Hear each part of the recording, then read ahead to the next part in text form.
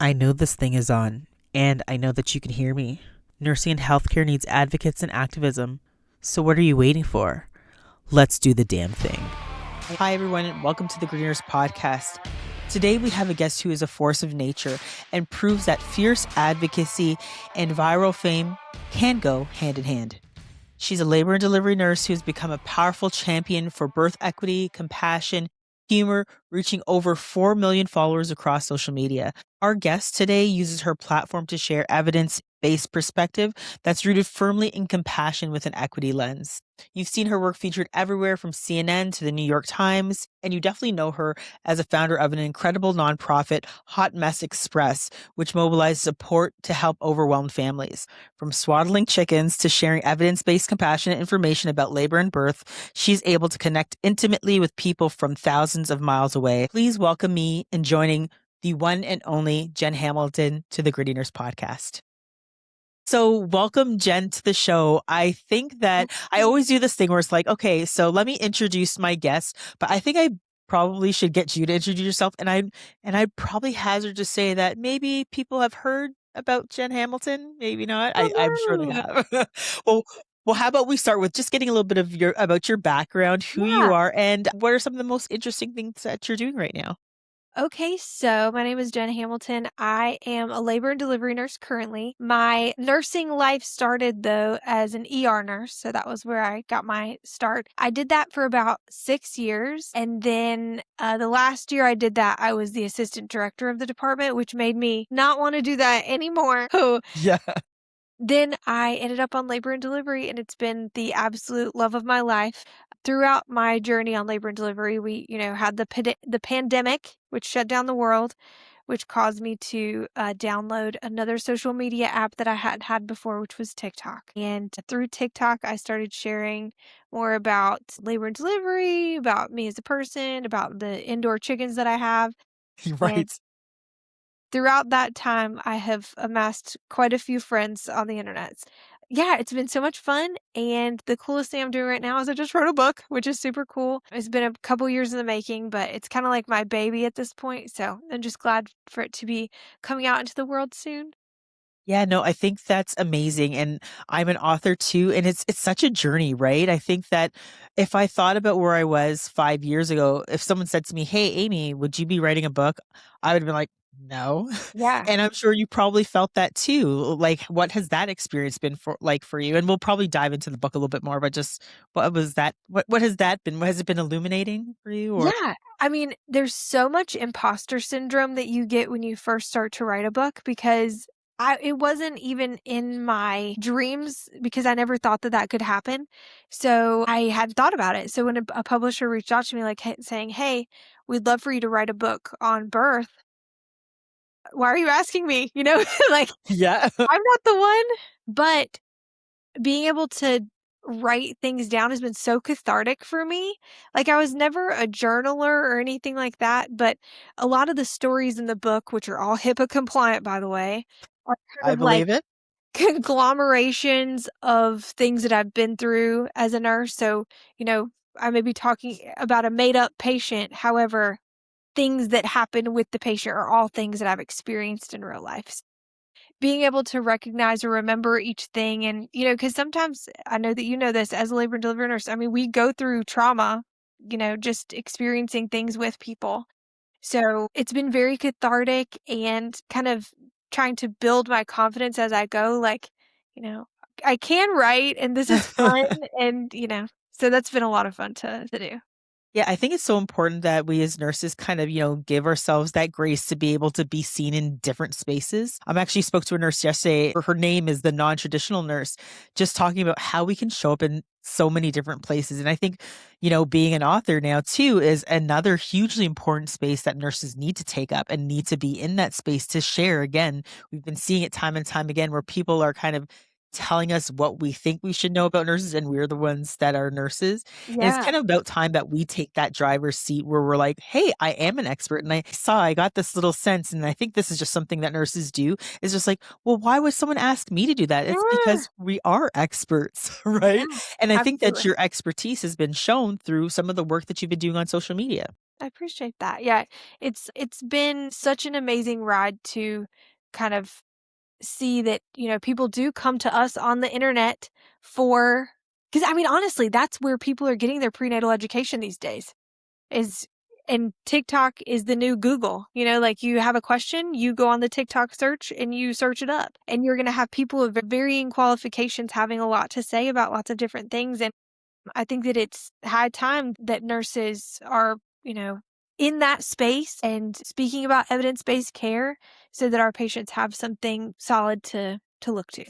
Absolutely. And again, it's important that we do have nurses who are using that education to kind of inform the conversations that they're saying and that are out there, because there is so much confusion, right? There is so much misinformation I'd say there's misinformation before, but because now the internet's so readily accessible, it's so important that there's voices like yours that are out there saying like, here's what actual birth looks like, or here's what, some of the challenges that we're facing within labor and delivery.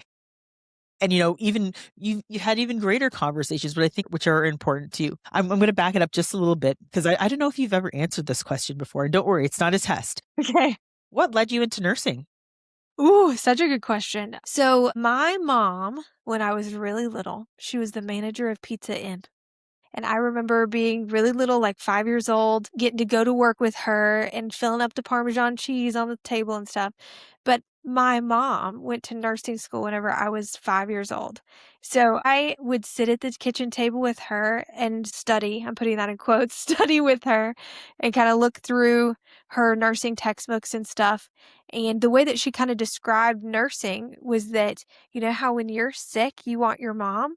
She's like, "I get to be that for somebody else." And so, my mom, if I was throwing up, she'd have a washcloth on my forehead and give me Gatorade slushies. So I really thought that that's what she was doing at work, Right. which I'm sure she did a little bit of that. I don't know how many Gatorade slushies she made, but yeah, my mom has worked on the same unit for, let's see, I'm 35 now, so like 30 years That's almost. amazing. Yeah, so she's just been an amazing role model for me. And whenever I was growing up, that's just what I wanted to do. Like I didn't really think too much about other things. It Right, was right. more like I'm gonna be a nurse. This is where you're Yeah, going.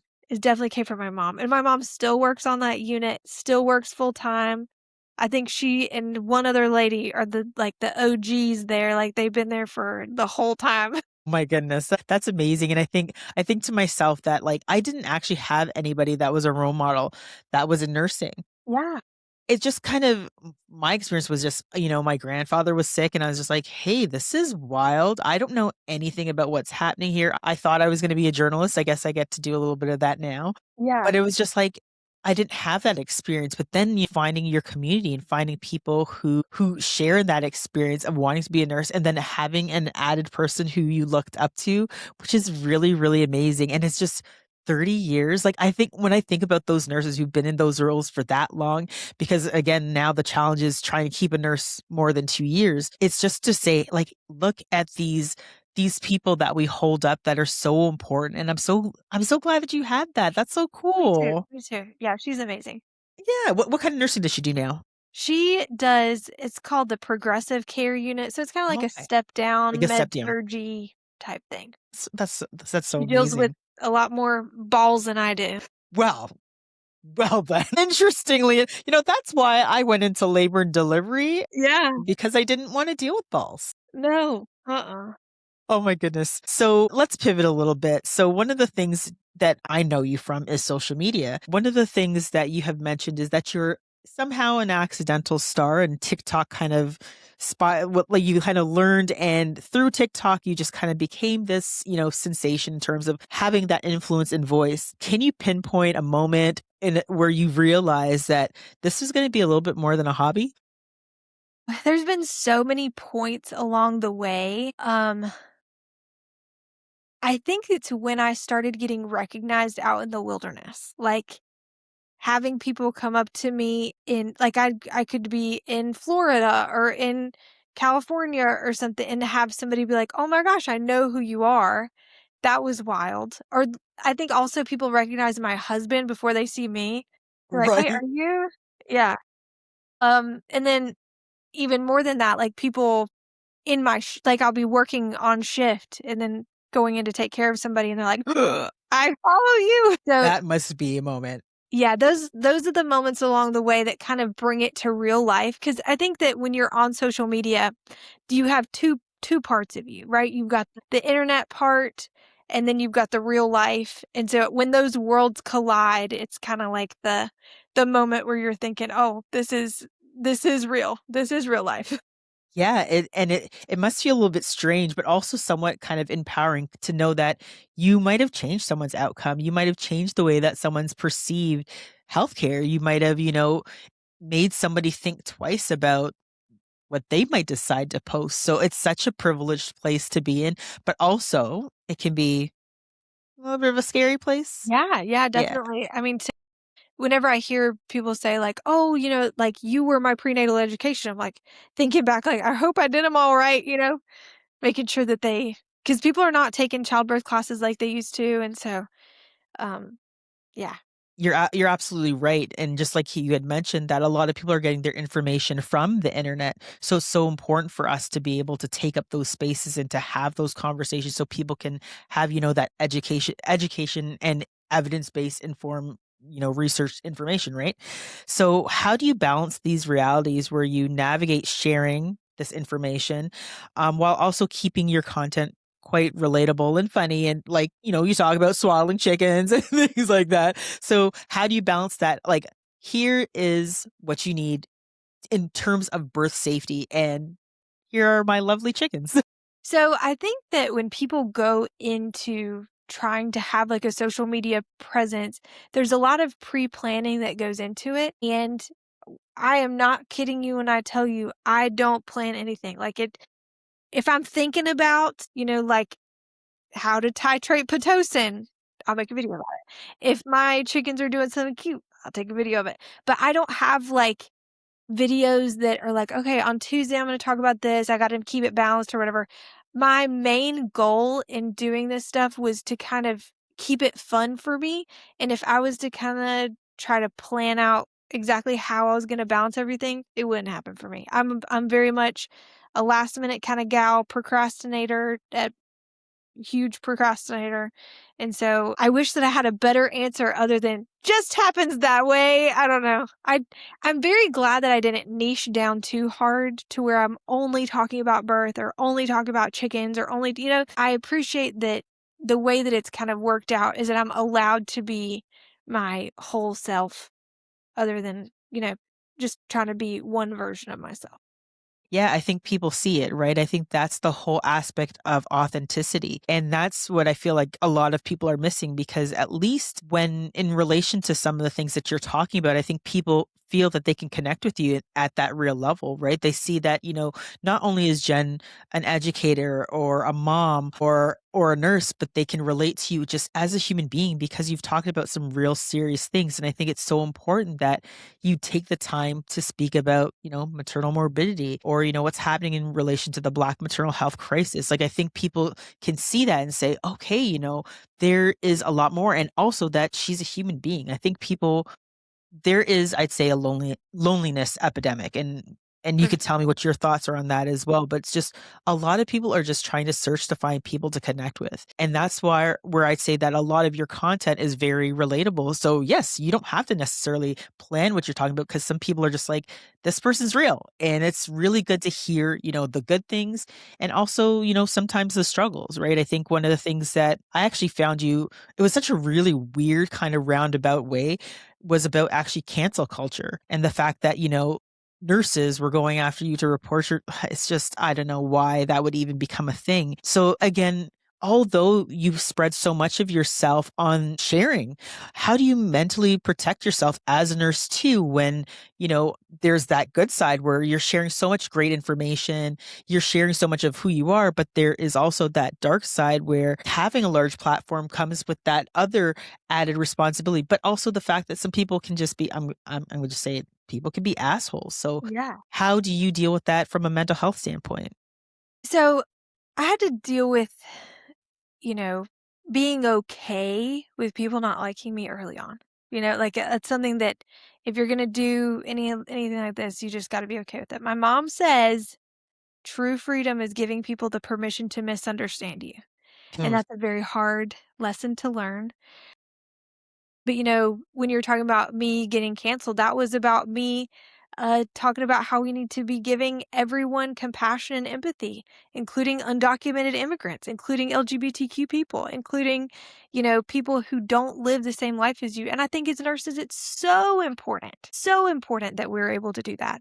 And so I had to be okay with getting canceled for that. Like, if I'm gonna be canceled for something, that's an okay thing for me to be, Right. or if I'm gonna be canceled by a group of people, I would wanna be canceled by somebody who, has a problem with that. Like, I'm okay with that. So, yeah, I definitely do not shy away from talking about things that I think are important and, like, my patients having access to reproductive care and my patients being able to get informed and empowered consent and making sure that my patients have even my undocumented immigrant patients that I'm going to care for them in the best possible way that I can because I think that every human deserves that. So, if I'm going to be canceled for something, I'm okay with that, you know?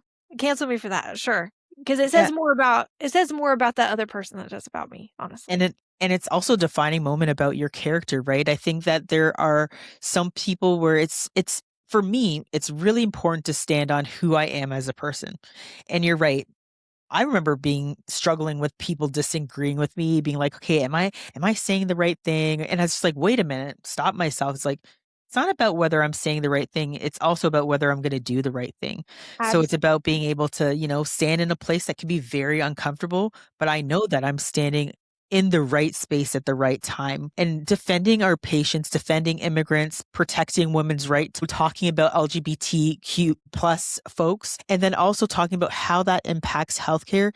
We need that voice. I think people don't understand how for people like yourself and for myself, when we come into like healthcare, yes, we have a role at the bedside, but we also have a role to be speaking about the communities because healthcare doesn't stop at the bedside. Policies, procedures, the way that we think about other people impact the care delivery, impact how someone comes in to receive care from us. And I think that we would be doing a disservice to ourselves and our profession if we didn't take a moment to have those conversations. And of course, I think the biggest one that I've seen too is the fact that you pulled out a Bible.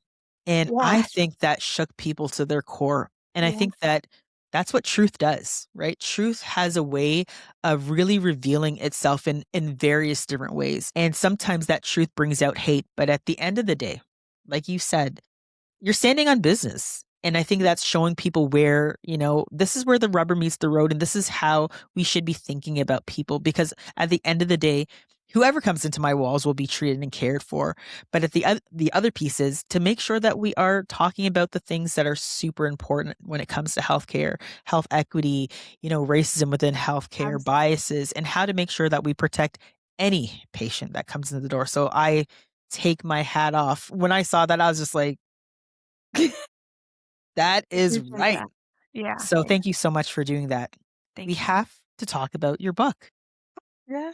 So, birth vibe versus birth plan. I saw the name and I was like, birth is a vibe. And I remember Yes. thinking about, even some of my patients and whenever they came with a birth plan, I was like, I know this is not going to go the way that you want it to go. So, as a nurse who's been present for thousands of births, what is the most important thing that you hope that colleagues will take away from reading your book?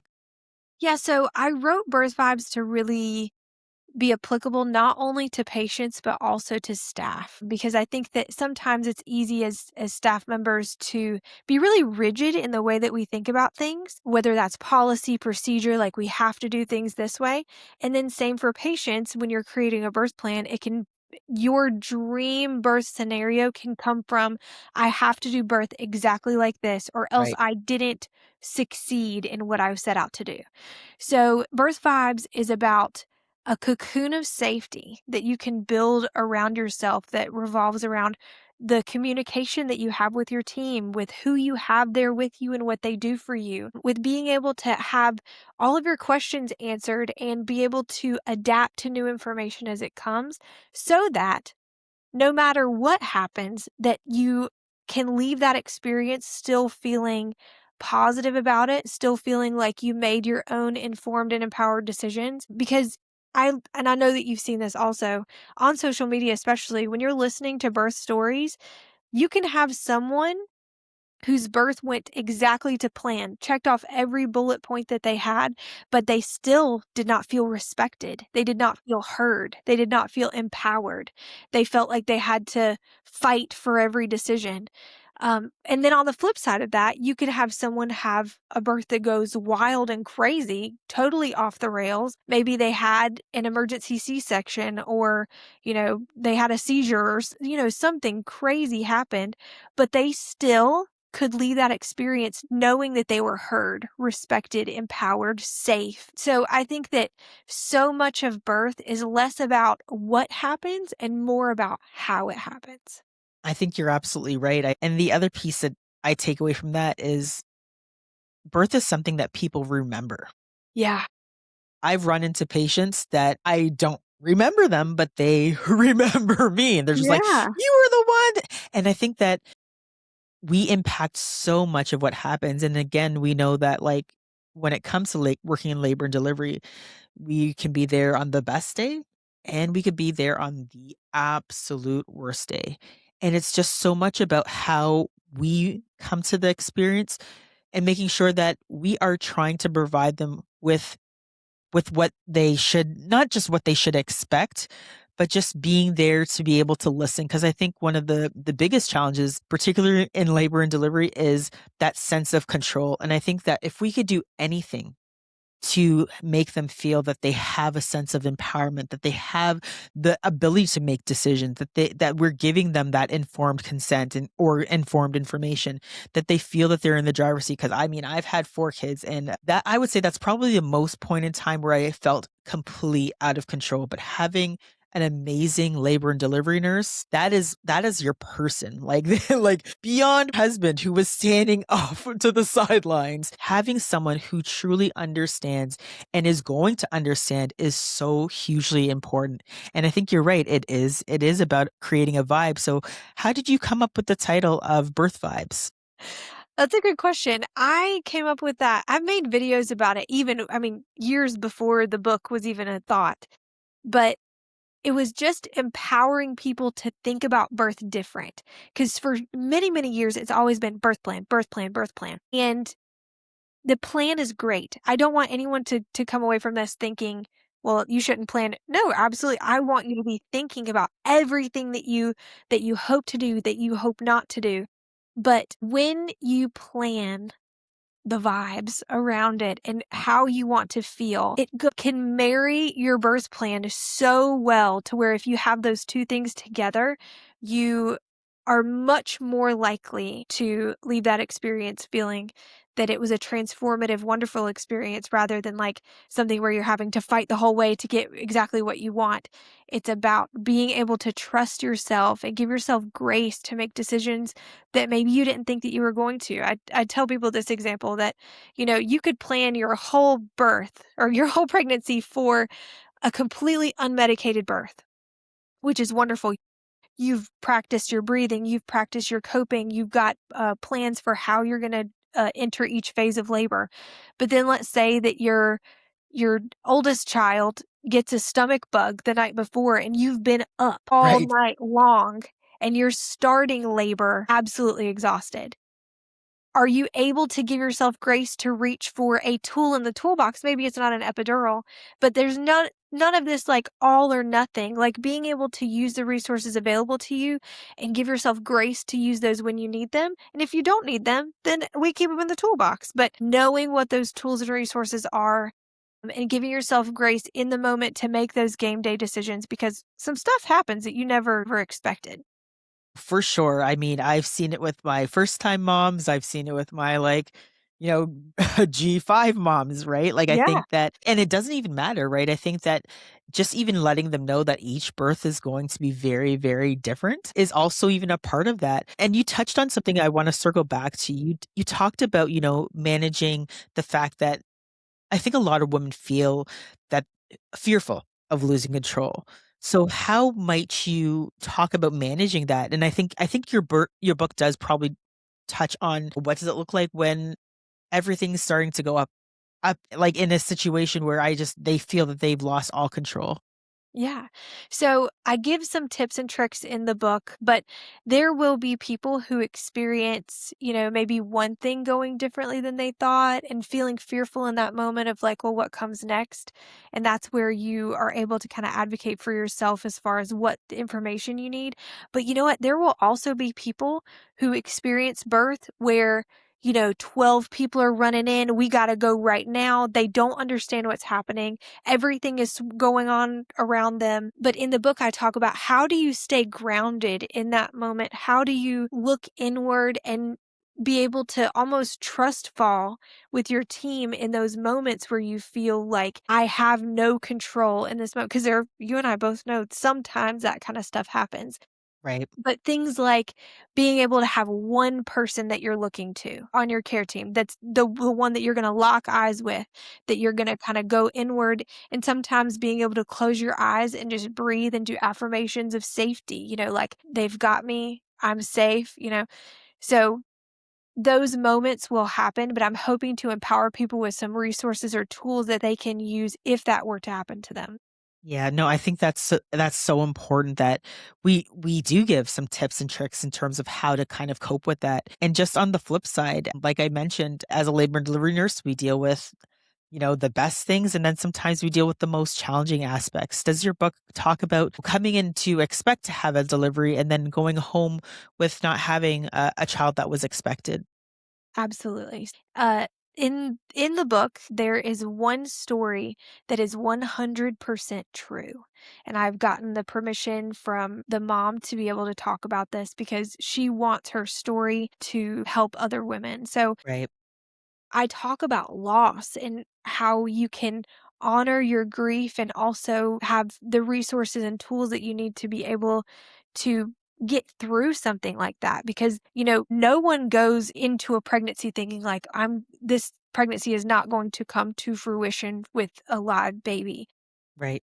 And we see that. We see it happen. I don't wanna say all the time, but, there are definitely patients that we have that we don't ever forget, and I think it's just as important to acknowledge loss when we talk about birth as it is to, celebrate with the moms who do go home with a live baby. We also have to honor and grieve with the moms who do not go home with a Yeah. live. Yeah, I think it's such an important aspect of our work, right? To be able to one, come into a space where we are there delivering a baby, but then also on the flip side to still be there if a woman is experiencing a loss. And I'll further that to even expanding that because I know that's the other challenge of supporting, also this a support person or the spouse, because sometimes that person is left to the wayside as well. But I think it's so important that we show that vulnerability. I know that in nursing sometimes they're just like, oh, it's sudden. You have to like be 100% objective, and it's like we can still share that we can be vulnerable too. It is their moment, but just to show that additional piece of compassion, even if it's not a word, it could just be, Yeah. a hand on the shoulder, whatever the case may be. I think it's so important that, we show up using that same energy we would for a birth for a loss as well. And I'm sure that through that story, we'll hear that as well. Talking a little bit about some advocacy. Does your book have a little bit of advocacy aspects? What are some things that you think that people need to know about your birth vibes in terms of advocacy? Yeah. So In the beginning of the book, I actually acknowledge that there will be a lot of people who work within the hospital who will not like my book. Really? I am anticipating, and you'll know who the kind of person I'm talking about, but the kind of nurse or doctor or midwife who says, "This is how it's gonna be. This is what you're gonna do. This is what I'm going to do to you." No. We're Right. not doing that. We're not doing that anymore. So I definitely give people tools in order to advocate for themselves and the things that they need. But then also talking about specific populations like Black women and how that affects them differently and how they will be in a situation where they feel maybe that they're not being heard or Right. that they need someone else by their side to be able to be heard more, and how that system that is there, I kind of give them like backstage pass into like, these are the things that you can say in order to escalate things if you feel like if you aren't being heard. Or how do you get a second opinion if you feel like your doctor is not telling you the right thing? Or um, how do you fire a nurse? Because I think Right. that that's another thing that can sometimes people say like, or think I'm stuck with this person, and they're not listening to me. So Right. there's a lot of advocacy in the book, and I hope that it helps people. And I know that yes, there will be people who work in a hospital who want me to say, "Well, just do what we tell you to do. Like, we have your best interest at heart. You just have to do what we say." Yeah. People have the right to make decisions that we don't agree with, and I will 100%. protect that decision no matter what.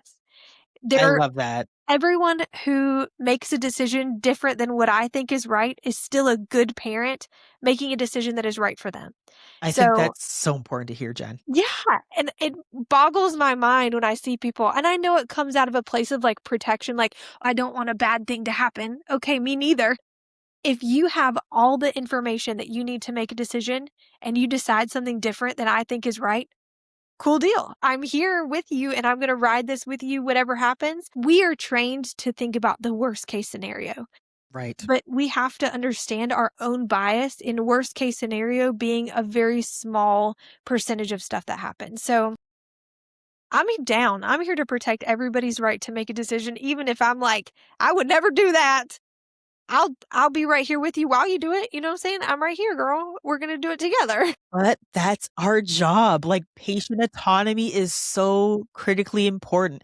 Give Yes. them the information. Here's the tools. Here's what we've learned. But if they want to do something different or outside of that, then it's still our job to be like, all right, we're here. We're doing this and we're in this together. Like, I think that is more people need to hear that. And I feel like that will bring about more trust of the medical system, right? If you are sitting over somebody, telling them how they should act, telling them how they should be feeling, not listening to them, that's where people check out. They're just like, that person's not listening to me. That person's not validating my concerns. Oh, that person thinks that I'm into woo woo stuff. It's like, listen to what people have to say. Even if it's different than what you have to say or your beliefs, we still have to listen. We can validate. You can disagree, but as our job as practitioners is like, all right, we're like you would say, we're riding this bus so the wheels fall off. That's right. We're just gonna get this work done. Yeah. And I am so glad there's people like you out there that are hopefully will start changing people's minds about how we approach patients and families and how we can approach conversations. Because at the end of the day, I think people are forgetting that it is the patient's decision at the end of the day. It does not matter what we think and what we say. It is for us to give information and them to make a decision and us to stand right next to them, be like, all right, this is what we're going to do. So I really hope that starts to change a little bit. Yeah. I kind of want to make it uncool to be the other way, you know? Right. I Like, think that's right. on a unit, culture is so important, and, like, how people are perceived is so important, and if we kinda, like, do judgy faces, 'cause I'm not about judging people, but I am if you're being a turd, you know? So if we if Right. we kinda make it to where on a unit, like, being that way is not cool anymore, I think that things will change. I think you're right. And I think there's a lot of different ways to do that, right? I don't think there, and I think there's different flavors and different styles. Some people like the call out style. Some people like the like, all right, let's nudge in this direction. I'm a kind of let's lead by example. Maybe you don't like how this looks, but at the end of the day, I think we need to transform it. And I'm going to throw this at you. Why do people think we're the meanest? Because I think that there are some. I think that Yeah, people have had really bad experiences. And I think that part of me being an advocate is recognizing that I look a whole lot like somebody that hurt somebody before, you know? And I think, especially as a white woman, that's why I don't get offended if I walk into a black woman's room and she doesn't trust me right away, because I look just like somebody that has hurt her before. And I cannot take that personal. I have to use that in order to be able to protect her harder, be able to love on her more, give her whatever she needs to feel safer. The reason that people think we're the meanest is because there are some out there that are the yeah, meanest. And so if we want to change that perception, it's not about getting defensive when someone says that. It's about showing up different than they thought we were going to, yeah, and showing by example that maybe me, you individually are not the meanest, but acknowledging that there are some. And I think that part of what has been not allowing the obstetrical system to change is not acknowledging the hard stuff. yeah. Just pretending like we don't do that, or like that doesn't happen. And I've been guilty of that in the past because I work at a hospital that doesn't do XYZ. Doesn't mean that there aren't like, for instance, I found out that there are hospitals that put the Foley catheter in on somebody who's not anesthetized. Yep. Why? Why are we Yeah, doing that? no, yeah, Yeah. yeah. So, like, Wild. there's things that we have to acknowledge, whether it's behavioral things, systemic things, intrinsic bias things. We have to be able to acknowledge the things that are happening in order to show up different. Yeah, absolutely. I think let me thank you from a Black woman who has had so many challenges with birth. I had preeclampsia with my twins. I ended up having HELP syndrome with my daughter. My daughter was uneventful, which Yeah. was wild. It's just like, what happened to all the other bad stuff? She And was then with just my a nice last girl. Right? And then with my last one, who's 18 months, I had preeclampsia again. And you would think that as a nurse going into the system that you're going to be heard more, respected, other people within that space are going to listen to you. And I could tell you it doesn't matter. It's like there was a indigenous doctor that I was speaking to who was telling me about his brother who was I believe his brother was a dentist or something along these lines. And he's like, as soon it didn't matter if I even if I took off the white coat, walking in as an indigenous man, um, it came with racism, it came with biases, it came with, preconceived notions and judgments. And I think it's so important, like you said, Jen, just that you walk in as a white woman and you can recognize that. You can recognize the fear because I had it. Like I remember like with my last one, I had a Black surgeon who came in and I sighed a sigh of relief. I Yeah. said to her, I'm trying not to get emotional. I'm like, I am so glad it's you because I've had experiences where people don't listen. And it's just like, you're my colleague. I'm telling you, like, this is bad. I remember with my twins, with having help, people don't talk about what ends up happening postpartum, the postpartum phase. And so it was bad. And then I'm telling these nurses, I'm like, look at my legs. They're like tree trunks. I can't breathe from walking from here to there. Discharge, you'll be fine. I came back with congestive heart failure, Oh my pulmonary God. edema. They thought I had a pulmonary embolism, and that was it for me. I just knew that even the people that I worked around, I couldn't trust. But hearing someone like you saying that I recognize all of that makes me feel like the system is changing. So I definitely want to say thank you for having that and acknowledging the fact that there are a lot of people that come into the birth space that are terrified. But if we have a nurse that can just say, hey, you know what? I understand why you might be scared, understand the history. I've seen it happen in real time, but I'm here with you to advocate for better. Yeah. Means a world of a difference. I So thank appreciate you for that. that. No, I appreciate you. Thank you. And thank you for sharing that with me about your experience, because I always want to be better, and I think that hearing your experience and hearing how you weren't heard or validated. I mean, because you knew something was wrong. You knew. And all you needed in that moment was somebody to believe you in that, you know? So I'm sorry you It went through is that. the worst feeling, Yeah. especially and I think about my people who aren't well versed in Right. healthcare or medicine about what like when they come into the space, how they must feel. And that's why, I continue to advocate too. So yes, thank you for all that you do. I'm recognizing that time is of the essence. How do you do it all? You're a mom, you're an Oh, advocate, you're a such book a good writer, you're question. TikToking, you are the other piece that we haven't even touched on, and you do so much. Like you also, it's not even just about you. You help so many other people. You help with fundraising campaigns. How do you do it all? I really have no idea. I have no idea. I still work at the beds. I got to work tomorrow and the next day. Yep. But my during the week stuff, I kind of when my kids are in school, I kind of like compartmentalize it. Kids are in school, TikTok, social media stuff. Kids are out of school, it's kid time, family time, and then weekends, work time. Which is so funny. I don't feel like I work that much, but anytime I go to work on the weekends, my kids are like, "Again, again."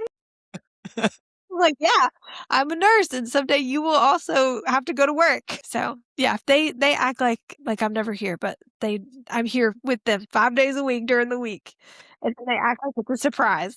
The kids, it's like they forget about it, right? It's just like, Yeah. you do all this other stuff. Like I had my son the other day complain about like he's like, "Oh, did you make these sure that these chocolate chip cookies are right?" And like I have peanut. I'm like, "Love, I'm a nurse. I know that." He's like, "Yeah, you're always doing nursing stuff." I'm like, "No, I'm not."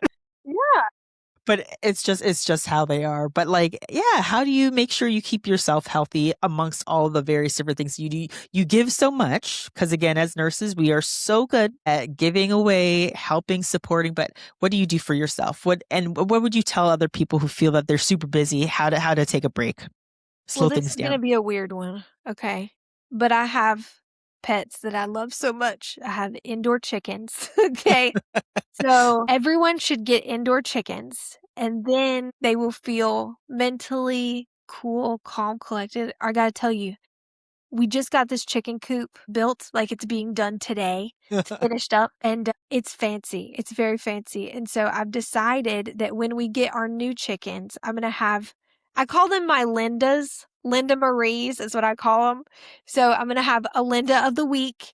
And My goodness. that Linda, that chicken, will be able to come into the house and live with me for a week because they wear diapers in the house and stuff. I know it's not like a normal thing for people to say, but it is truly like my mental health. I may make me sound more insane, but it's like my woosah, like my little babies that I keep in the house that I love them so much. Oh my goodness.